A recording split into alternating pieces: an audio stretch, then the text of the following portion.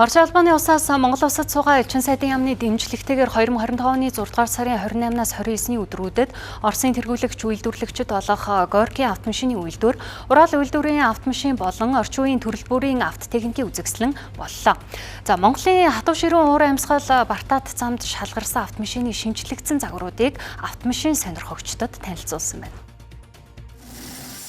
Үзэгслэнгийн хүрээнд суудлын болон ачааны мөн Бартаад зам дуулах цагуурын хүнд нөхцөлд ашиглахад зориулагдсан 5 төрлийн автомашиныг танилцууллаа. Монголын хэрэглэгчдийн хязгаарны танил эдгээр автомашинууд нь жолооч болон зорчигчдын тав тух аюулгүй байдлыг бүрэн хангаж чадсан гэлээ. За мөн шатхуун зарцуулалт багассан гэдгийг онцолж байна. За түүнчлэн моторын хэмжээ авсаархан хөнгөн болж шинжлэгдсэн ч хүч чадлын хувьд өмнөхөөс хэд дахин илүү хүчтэй болсон гэдгийг онцолсон юм а.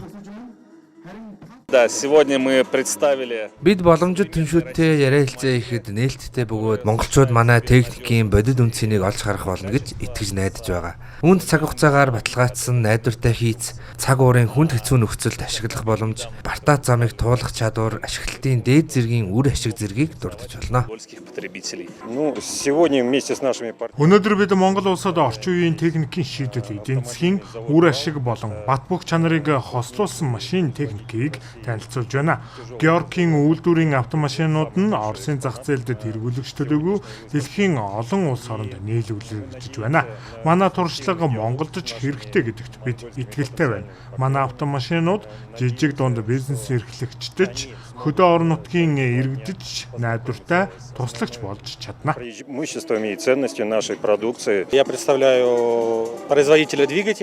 Gorky-ийн автомашины болон Уралын автомашины үйлдвэрийн ачааны машинууд нь манай дотоодын хөдөлгүүрийн үйлдвэрт үйлдвэрлэгдсэн домогт яа эмзэг хөдөлгүүрээр тоногдсон билээ.